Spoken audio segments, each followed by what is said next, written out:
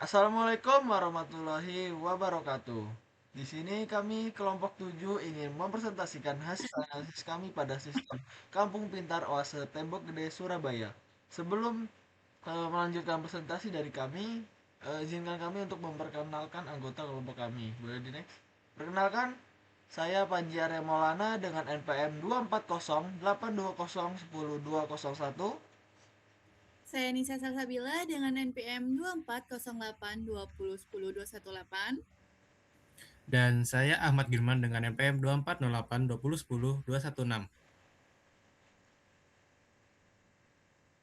Baik, saya izin masuk terlebih dahulu. Di sini saya akan menjelaskan pendahuluan.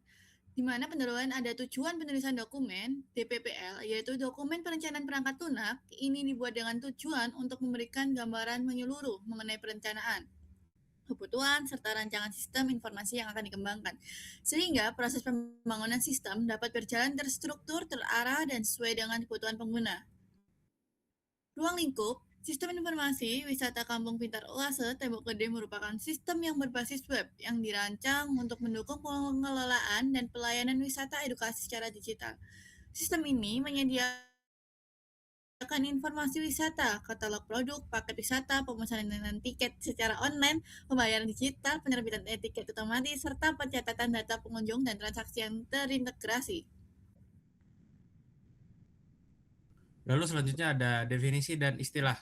Jadi bagian definisi dan istilah ini adalah parameter teknis yang digunakan dalam pengembangan sistem yang meliputi yang pertama ada use case, digunakan untuk menggambarkan interaksi antara pengguna dan sistem. Lalu yang kedua ada wireframe, kerangka dasar atau rancangan visual halaman web. Lalu yang ketiga ada sequence diagram, yaitu diagram yang menjelaskan urutan interaksi antar objek dalam sistem berdasarkan waktu. Lalu ada RD atau Entity Relationship Diagram, yaitu model untuk merancang struktur basis data dan hubungan antar entitas.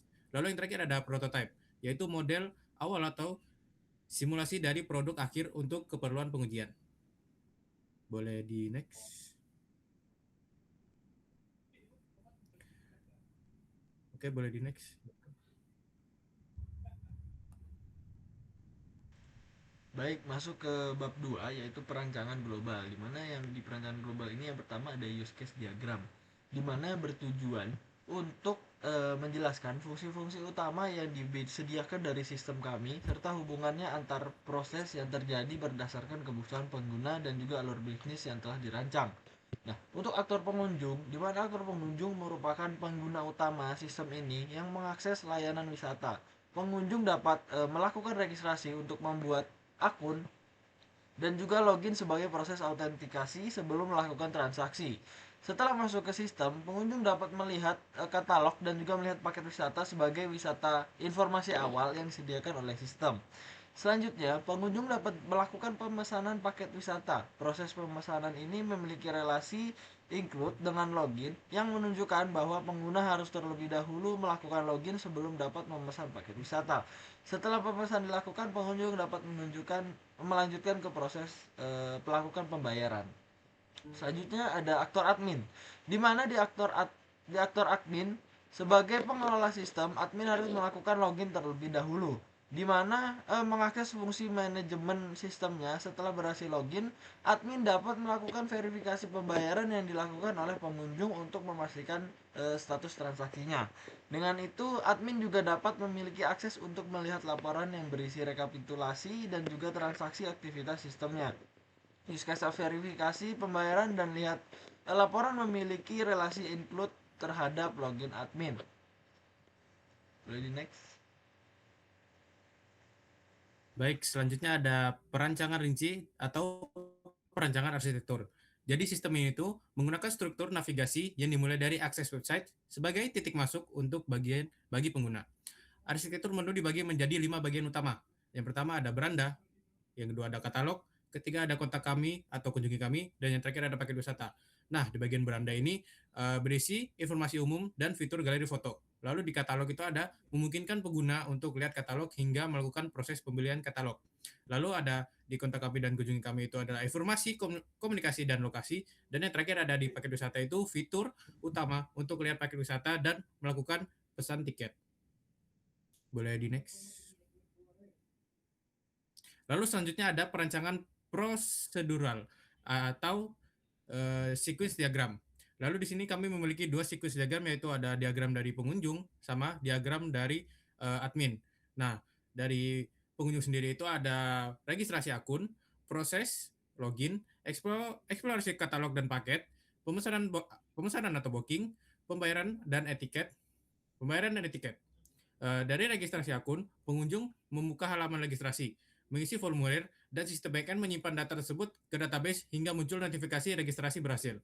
Lalu selanjutnya ada proses login. Pengunjung memasukkan kredensial data dari pengunjung tersebut, lalu sistem melakukan verifikasi ke database untuk memastikan data valid sebelum memberikan akses masuk. Lalu selanjutnya ada eksplorasi katalog dan paket. Pengunjung dapat membuka katalog wisata, meminta data katalog dari database, dan melihat detail paket wisata yang tersedia. Lalu selanjutnya ada pemesanan atau booking. Pengunjung mengisi formulir pemesanan paket, sistem backend memproses dan menyimpan data booking ke database. Lalu yang terakhir ada pembayaran dan etiket.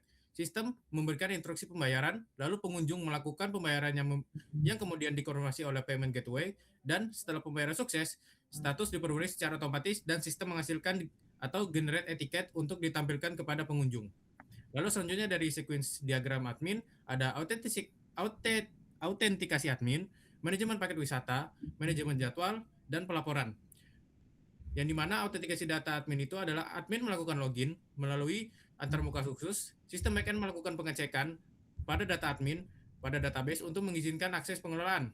Lalu selanjutnya ada manajemen paket wisata, admin dapat melakukan aksi tambah, ubah, atau hapus pada data paket wisata. Setiap perubahan akan disimpan ke database dan sistem akan mengkonfirmasi bahwa data telah diperbarui.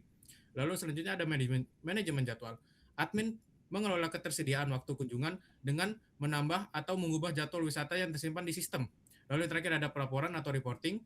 Admin mengakses fitur lihat laporan, antarmuka meminta data laporan ke backend yang kemudian mengambil dari database. Sistem menampilkan laporan tersebut biasanya berisi data pengunjung dan transaksi secara real time kepada admin. Boleh di next. Baik, selanjutnya masuk ke perancangan prosedural, di mana di perancangan prosedural ini ada kelas diagram. Kelas diagram ini disusun untuk mempresentasikan kebutuhan fungsional sistemnya berdasarkan hasil analisis proses bisnis dan juga flowchart yang telah kami rancang sebelumnya. Nah, untuk pada kelas pengunjung, di mana kelas pengunjung itu mempresentasikan penggunaan sistem yang melakukan interaksi langsung dengan layanan wisata. Nah, kelas ini itu memilih atribut seperti ID pengunjung, nama pengunjung, email, nomor HP, dan juga password yang digunakan untuk menyimpan data identitas penggunanya sendiri. Nah, itu dengan metode yang tersedia pada kelas ini yaitu antara registratif, login, lihat katalog, lihat paket wisata, beli katalog, pesan tiket, dan juga lihat tiket. Nah, untuk kelas selanjutnya yaitu pada kelas booking, di mana di kelas booking itu berfungsi sebagai pusat transaksi pemesanan paket wisata. Kelas ini memiliki beberapa atribut, di mana atribut pertama yaitu ada ID booking, ada tanggal booking, status booking, ID pengunjung, dan juga ID paket. Nah, di mana ada beberapa metode yang dipakai, yaitu yang metode pertama ada buat booking, digunakan untuk membuat data pemesanan baru, cek ketersediaan jadwal untuk memastikan jadwal wisata tersedia, serta batalkan booking untuk membatalkan pemesanan. Jadi kelas ini berelasi dengan kelas pengunjung. Paket wisata, pembayaran, dan etiket. Selanjutnya pada kelas paket wisata, di mana di kelas paket wisata ini digunakan untuk menyimpan data wisata yang ditawarkan oleh sistem. Atribut yang dimiliki itu meliputi ada ID paket, nama paket, deskripsi, dan juga harga. Dengan metode tampilan paket, berfungsi untuk menampilkan informasi paket wisata terhadap kepada pengunjung.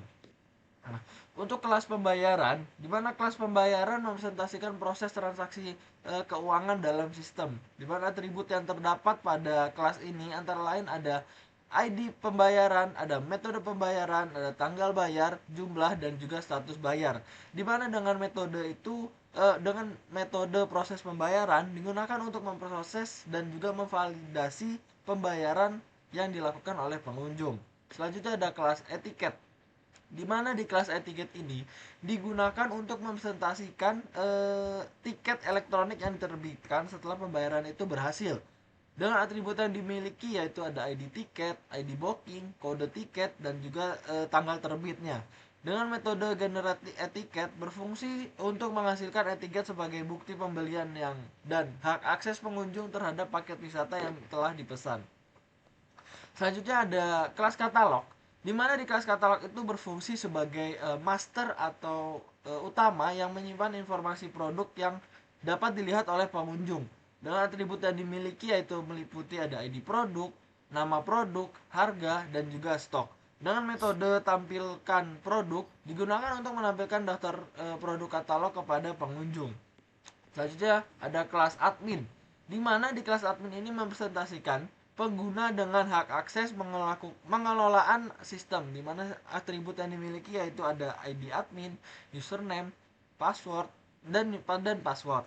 Selanjutnya ada metodenya. Metode yang digunakan adalah metode login admin, digunakan untuk autentikasi admin, verifikasi pembayaran, untuk memeriksa dan juga memvalidasi pembayaran yang dilakukan oleh pengunjung. Nah, selanjutnya ada kelas terakhir, di mana ada kelas laporan. Di mana di kelas laporan ini digunakan untuk menyimpan dan menghasilkan laporan sistem, di mana atribut yang dimiliki meliputi ada ID laporan, ada periode, ada total pengunjung, dan juga ada total pendapatan. Nah, metodenya itu ada generate laporan yang digunakan untuk menghasilkan laporan berdasarkan data transaksi yang tercatat dalam sistem. Boleh di next? Baik, selanjutnya masuk ke perancangan data, yaitu ada Entity Relationship Diagram atau ERD, di mana atribut yang dimiliki oleh setiap entitas serta hubungan antara entitas yang mendukung proses bisnis sistem mulai dari pengelolaan data pengunjung, pemesanan, pembayaran, hingga pelaporan.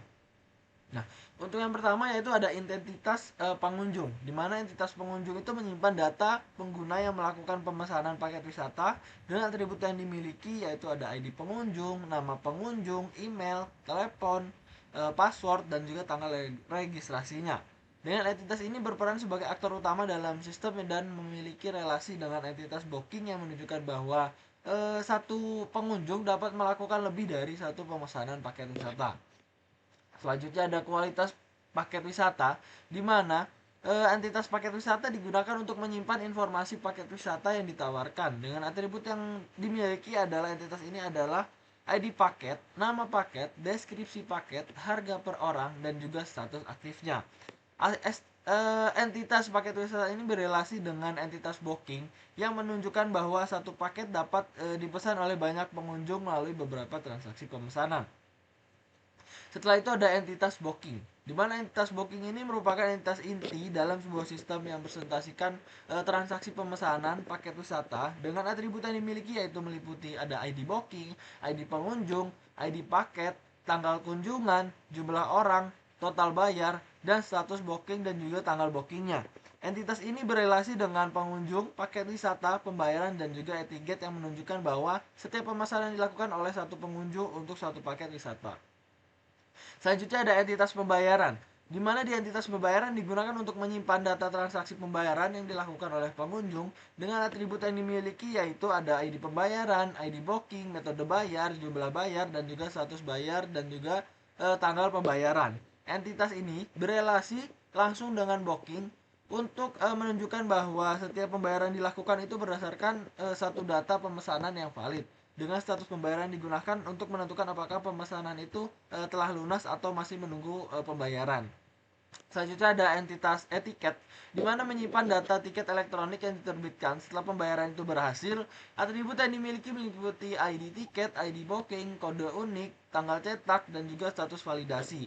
Nah, entitas ini berelasi satu ke satu dengan entitas booking yang menunjukkan bahwa setiap pemesanannya hanya menghasilkan satu etiket yang digunakan sebagai bukti pembelian dan akses layanan wisatanya.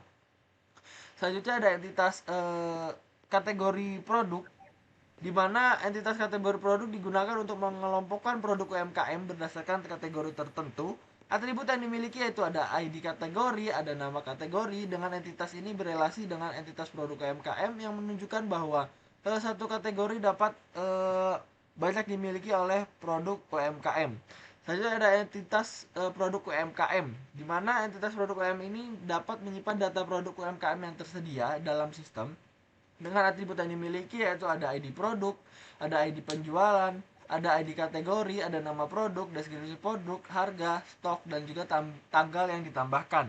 Entitas ini berelasi dengan entitas pelaku UMKM dan juga kategori produk untuk menunjukkan bahwa setiap produk yang dimiliki oleh satu pelaku UMKM dan juga termasuk dalam satu kategori produk. Selanjutnya ada entitas pelaku UMKM, di mana entitas pelaku UMKM ini menyimpan data penjualan atau pelaku UMKM yang menyediakan produknya. Atribut yang dimiliki adalah ada ID penjual, ada nama penjual, nomor kontak, dan alamat media sosialnya. Nah, entitas ini berelasi dengan entitas produk UMKM yang menunjukkan bahwa satu pelaku UMKM dapat memiliki lebih dari satu produk yang dijual. Boleh di next? Baik, di sini ada perancangan antarmuka yang dimana kita menggunakan wireframe dari Balsamiq.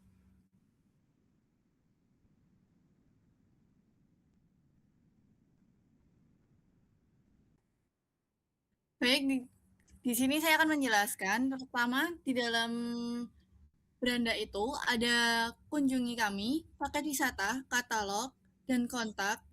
Di sini juga ada daftar atau login. Ini ada sejarah-sejarah dari Desa Wisata Kampung Pintar Oase Tembok Surabaya sendiri. Lalu di sini lanjut ke kunjungi kami. Di sini kita menggunakan peta lokasi Google Maps. Nanti di sini ada lokasi. Di sini juga kita ada paket wisata yang sudah ditentukan oleh Kampung Pintar Oase Tembok Gede sendiri. Yang dimana minimal ada 6 paks. Ini adalah katalog produk yang ada di Kampung Oase Pintar. Dan ini ada kontak kami. Di sini kita menambahkan form feedback dan di sini ada kontak-kontak yang bisa dicek oleh pengguna atau yang lain. Di sini sebelum mau booking paket wisata, kita harus login terlebih dahulu. Jika belum mempunyai akun, harus mendaftar terlebih dahulu.